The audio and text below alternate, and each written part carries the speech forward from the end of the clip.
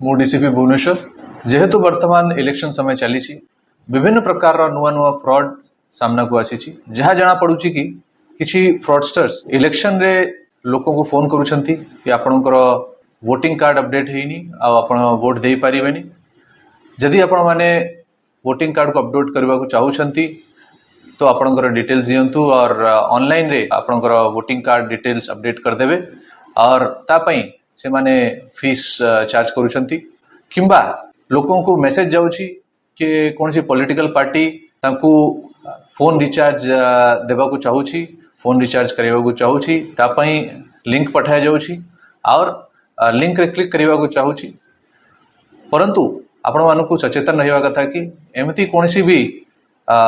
voter I card online करबा को जदी अपडेट करबा को जदी आपण कॉल पाउछंती तो आपण माने ताको वेरीफाई करंतु नेशनल वोटर सर्विस पोर्टल रे जाईकी चेक करंतु आपणकर वोटर डिटेल्स ठीक अछि कि नहीं जदी आपण माने